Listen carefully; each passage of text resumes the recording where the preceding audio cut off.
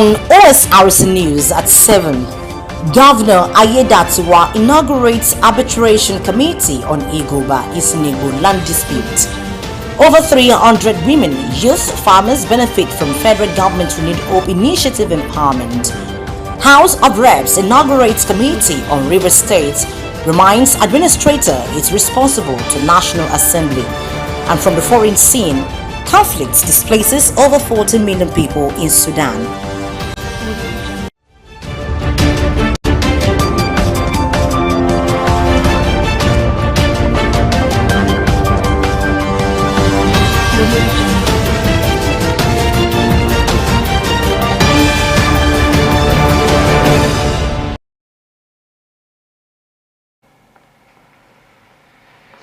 Thank you very much for joining us tonight on the news at 7 on Osrc television. I am Oyewumi Ayinibara. In a bid to end the long-standing land dispute between Isinibo and Igboba, communities in Accra North local government area under state Governor Lucky Orisanyadaso has inaugurated an arbitration committee to mediate the conflict and restore peace. The committee, chaired by the Attorney General and Commissioner for Justice Dr. Olukayode Ajumo, SAN, has tasked with identifying the root causes of the crisis and facilitating dialogue among stakeholders. The governor's move follows a resolution by the Ondo State House of Assembly and reflects its administration's commitment to peace, security, and communal harmony. The land conflict has persisted for years, resulting in loss of lives, destruction of property, and strained community relations. Other members of the committee include a member of the House of Assembly, Ololade Gegudu, the State Commissioner of Police, Wilson Afolabi, Savio General Idowu Owolabi, and Mr. F.O. Adaramola, who will serve as Secretary. The panel has 3 months to submit its reports to the Deputy Governor, Dr. Olayide Adelami. The Ondo State government says it will continue to put necessary mechanisms in place to drive sustainable development across the state.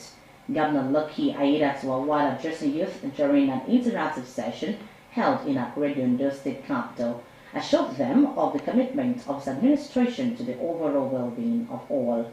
Government House correspondent Zimo Ebieme reports as presented from our studios. The Ondo State Youth Interactive Session with Governor Lucky Ayedatiwa brought together dignitaries and youth representatives from the 18 local government areas of the state. Addressing the gathering, Governor Ayedatiwa appreciated the youth for their continuous support of his administration's programs and policies. He assured the people of Ondo State that the security of lives and property remains a priority for his government. Our administration is dedicated to unlocking the potential of our youth and providing opportunities for you to thrive. Today's gathering is a demonstration of the importance we place on the youth in our state. We acknowledge with pride that the Sunshine State is filled with tremendous energy of the youth. Whatever future we desire, we must keep the youth at the center. By this, our state can surge ahead at an unmatchable pace. You are the leaders of tomorrow, and we are committed to investing in your future. Youth is the trustee of prosperity. We believe that you are the backbone of development in any society, and we are determined to provide you with the support and resources you need to succeed. As we stand at the threshold of a new era in our state's development, we are excited to embark on a journey of growth and transformation. Our administration is committed to creating a brighter future for all Ondo State citizens, and we believe that the youth are key to achieving this dream. The governor said his administration would continue to create an enabling environment for growth and development across all sectors. We are proud of the progress we have made so far, which a lot of you alluded to. And we are excited about the opportunities that lie ahead. We are committed to working tirelessly to ensure that our state remains a place where you can blossom and reach your full potential. The Senior Special Assistant to the Governor on Youth Empowerment and Job Creation, Benedict Baishimuri, also spoke about the various strides of the present administration. We have witnessed an unprecedented commitment to the development and upliftment of our youth, fostering not only a brighter future for them, but also propelling Ondo State towards a path of sustainable growth and innovation. Chairman of the Ondo State Security Network Agency, Amotekun Ko Adetunji Adeleye, alongside other stakeholders, commended the state government for its ongoing efforts in ensuring peace and development. The Ondo State government, under the leadership of Dr. Honorable Lucky Aiyedatiwa, have implemented what we call the harmonized paramilitary Amotekun salary scale, commensurate in the entire Southwest. They called on residents to collaborate with the government in building a peaceful and prosperous Ondo State.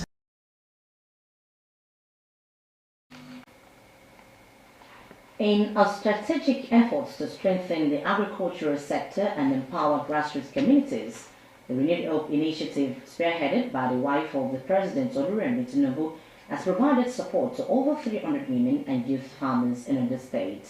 The empowerment program, in collaboration with the Federal Ministry of Agriculture, aims to drive food security and economic growth across the state. Representing Governor Aiyedatiwa is Special Advisor on Women Affairs, Dr. Samaye, described the initiative as a crucial step towards achieving sustainable development.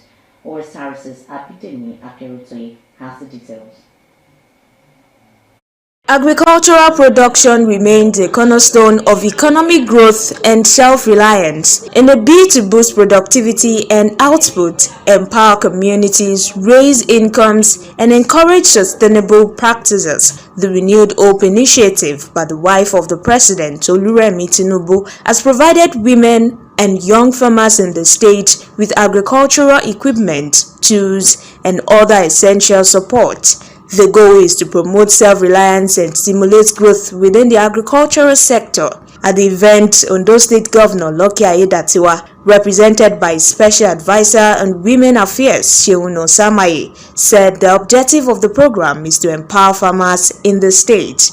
Women in agriculture, women who have engaged in every home garden are here to benefit from this empowerment program. You can see that different materials have been brought out to be given to them, and this materials is to assist them with their farm products, thereby increasing the economy, enhancing the economy, and also boosting the agricultural support. Aiyedatiwa also urged the beneficiaries to recognize the values of the items received and make judicious use of the farming equipment provided. Those state women have always been industrious, so we have no doubt that they understand how valuable these items are. So our words of encouragement to them is to keep all of these things and use it for their farm. We encourage most of our farmers, even before distributing items to them, not to sell them.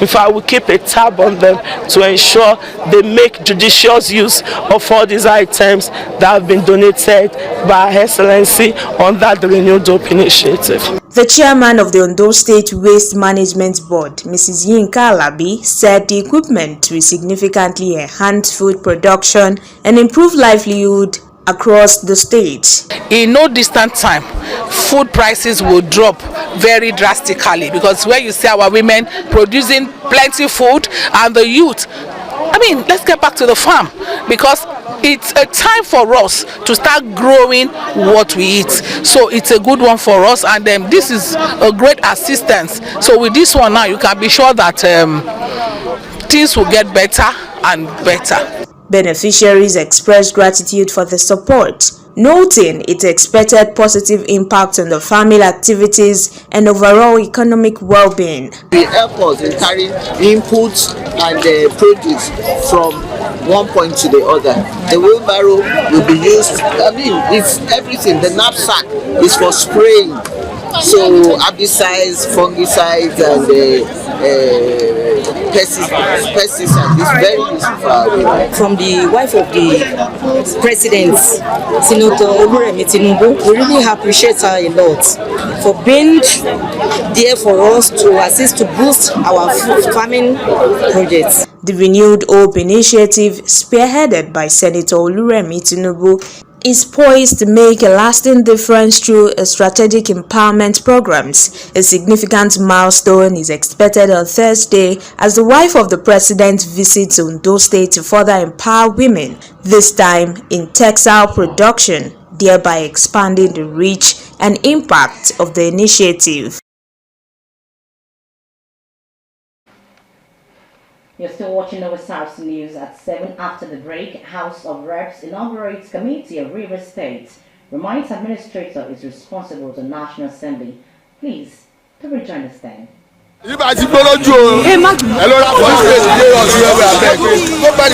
What makes every order special?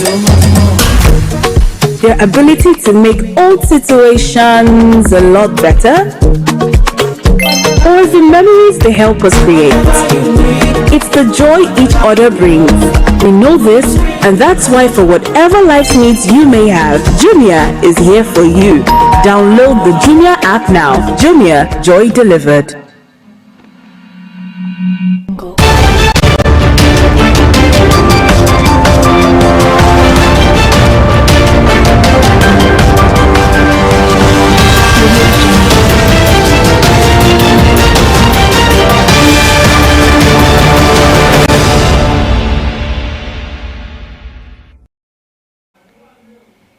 Thank you very much for rejoining us.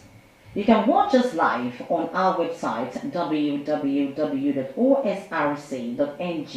or follow us on Facebook at Osrc TV, and on YouTube you can subscribe to our channel Osrc TV Ondo. President Bola Tinubu has declared a national emergency on food security, urging expanded irrigation infrastructure and participatory water resources management nationwide. Tinubu made the declaration while opening the 6th African Regional Conference on Irrigation and Drainage in Abuja.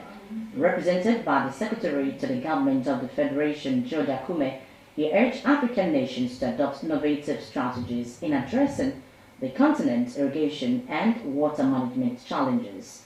He described the conference theme, Tackling Irrigation Development and Water Management Crisis in Africa, as a clarion call to action for sustainable agriculture and economic resilience. Tinubu stated that the country had more than 3.1 million hectares of irrigable land located around key river basins, such as the Niger and Benue. To enhance information management and improve tax execution, confidential secretaries in the Ondo State Local Government Service Commission have undergone a one-day capacity building. The training, organized in collaboration with the Industrial Training Fund (ITF), was held in Owo, local government area of the state. Themed Advanced Office Technology and Management for Confidential Secretaries, the event drew participants from the 6 local government areas in the northern central district of the state. Omoriola Ombiji has detailed. These are selected confidential secretaries from the northern senatorial districts of Ondo State participating in a one-day training aimed at improving the use of office equipment for effective service delivery. The chairman of the commission, Mr. Femi Idris, said the initiative is part of efforts to boost productivity by equipping secretaries with modern technological tools He urged participants to take full advantage of the training and acquire the knowledge necessary for effective service delivery. This workshop aims at enhancing the proficiency of confidential secretary by introducing advanced office technology and management challenges. I hope the idea will do exactly that. It is designed to foster innovation, improve productivity, and ensure that participants are well equipped to meet the dynamic demands of their roles. Permanent Secretary Dr. Bayo Ilawole emphasized the crucial role secretaries play in administrative framework of the local government system. He noted that proficiency in office technology is key to smooth operations and overall productivity. As Confidential Secretary, you occupy pivotal roles in the administrative machinery of our local government system. So your efficiency, your discretion and mastery of office technology are indispensable at ensuring smooth operation and fostering environment of productivity. The role of confidential secretaries ordinarily are the backbone of our local government administration. Participants expressed appreciation for the training and pledged to apply the skills gained to enhance service delivery. Has gone a long way in embracing information technology in secretarial duties. This seminars has really helped me to know more about my schedule as secretary in the local government. The exercise is expected to continue in the southern and central senatorial districts in the coming week. Omoyola Hungbiji, Osrc News. The Nigeria Center for Disease Control, NSCDC, and Prevention has recorded 674 confirmed Lassa fever cases out of 4,025 suspected cases from January to April 6, 2025 in 18 states across 93 local government areas. According to a report by the NCDC, the country has recorded 127 deaths, and it noted that the number of suspected cases decreased compared to that reported for the same period in 2024, and no new healthcare worker was affected in the reporting week 14.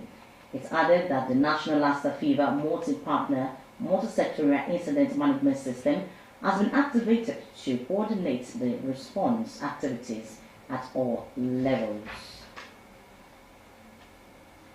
Investors have stormed and looted the office of CBEX in Ibadan, the Oyo State capital, amid allegations of a large-scale investment fraud. CBEX is a once popular cryptocurrency and forex trading platform. The unrest broke out in Okeado area of Ibadan, where videos circulating on social media showed enraged individuals carting away items including televisions, air conditioners, and office equipment from the CBEX premises. The chaos followed reports that the company had mysteriously wiped out the accounts of hundreds of users without warning. The Speaker of the House of Representatives, Tajuddin Abbas, has reminded Rivers State Sole Administrator, retired Vice Admiral Ibo Ete Ibaz, that by the provision of 1999 Constitution as amended, he must report to the National Assembly in running the affairs of the oil-rich state. The Speaker gave the charge in Abuja while inaugurating the House of Representatives ad hoc committee on Rivers State. Recall that last month, President Bola Tinubu declared a 6-month emergency rule in Rivers State following the political crisis that pitched the state governor, Siminalayi Fubara, against the State House of Assembly. Tinubu suspended both parties for an initial period of 6 months and appointed Abbas to oversee the running of the state as sole administrator, a decision that was approved and ratified by both chambers of the Federal Parliament. Inaugurating the 21-man committee on, the Speaker urged members to be guided by objectivity, warning that no room exists for bias and partisanship. President Bola Tinubu has condemned the violence in Plateau State, urging the state's leadership to find a lasting solution to persistent communal conflict. This comes after at least 51 people were again killed by gunmen with scores injured in the early hours of Monday in the Zeke and Kapa communities in Basa local government area of the state. Last week, the National Emergency Agency said gunmen had killed at least 52 people and displaced nearly 2,000 others over several days of attack in Plateau, which has had a history of violence between farmers and cattle herders. Tinubu expressed sorrow over the bloodshed and extended his condolences to Governor Caleb Mutfwang, the state government, and the people of Plateau. Therefore, he called on the governor to demonstrate political resolve in addressing the underlying communal issues, fueling the violence and establishing enduring peace. In the meantime, former Vice President and presidential candidate of the People's Democratic Party in the 2023 elections, Alhaji Atiku Abubakar, has expressed sorrow over the recent wave of killings in Plateau and Borno State, describing the incident as a reflection of the worsened security situation in Nigeria. In a statement on his official X account, Atiku condemned the latest attack in Plateau State, where at least 47 persons were killed. The incident, which occurred on Sunday, comes on the heels of another deadly attack in Boko's local government area of the state.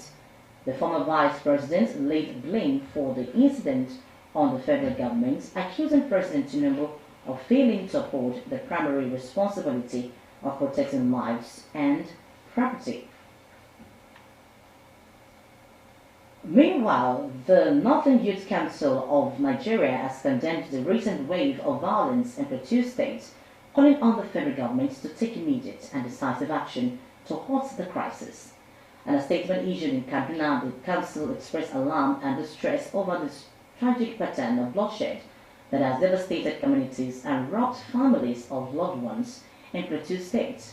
The council's demand for action comes on the heels of President Bola Tinubu's condemnation of the latest attacks in Plateau State, which claimed the lives of over 50 citizens. Tinubu urged Governor Caleb Mutfwang to summon the necessary political will to resolve the crisis and establish enduring peace. Meanwhile, the Christian Association of Nigeria has also weighed in on the issue, describing the recent killings as a threat to national unity and peace. Can President Daniel Okko called on security agencies to act swiftly and in bringing the perpetrators to justice, while urging the government to intensify efforts to ensure or secure all communities and prevent further bloodshed. And now to the foreign scene. It's one of the worst humanitarian and displacement crises. It's been nearly 2 years now since the conflict in Sudan began. The UN says the fighting has left 60% of the country's 50 million people in dire need of aid, and famine has been officially declared in multiple areas. Aderonke Kolawole has details. The United Nations described the situation in Sudan as the most devastating humanitarian and displaced crisis in the world. A catastrophe of staggering scale and brutality. Conflict has forced more than 14 million people from their homes. That is more than the entire population of Switzerland. 1.5 million people have fled to Egypt, more than 1 million to South Sudan, more than 750,000 to Chad, more than 250,000 to Libya, 42,000 to the Central African Republic, and 72,000 to both Uganda and Ethiopia. Many of these countries have their own severe economic and security problems, and some are among the poorest in the world. Another 11 million people have been displaced inside Sudan. The UN says acute hunger is a growing problem and that famine has been confirmed in 5 areas in the North Darfur and the eastern Nuba Mountains. As fighting continues, reaching those most in need is increasingly dangerous and complicated. Many people had already been displaced by violence before the latest conflict started 2 years ago, and many are refugees from neighboring countries who had sought safely in Sudan. The UN described Sudan as the definition of a perfect storm, shocking human rights atrocity with millions displaced. We are losing a generation to this war. Adirunke Kolawole, Osrc News.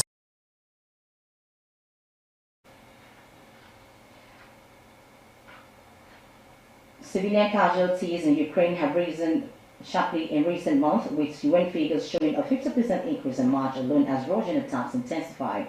Ballistic missile strikes have hit playgrounds and city centers, killing children and dozens in single attacks. The escalating violence marks a grim deterioration compared to the same period last year, with no respite in sight for besieged communities. Each month brings deadlier statistics underscoring the war's growing toll on ordinary Ukrainians. And with that, we conclude the news tonight, but before we go, a quick look at the top stories.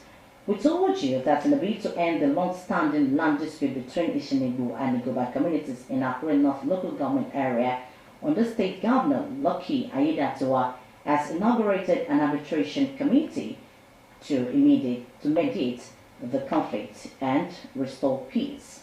And we also told you that there's a strategic effort to strengthen the agricultural sector and empower grassroots communities, and the Renewed Hope initiative, spearheaded by the wife of the President, Oluremi Tinubu, has provided support to over 300 women and youth farmers in Ondo State.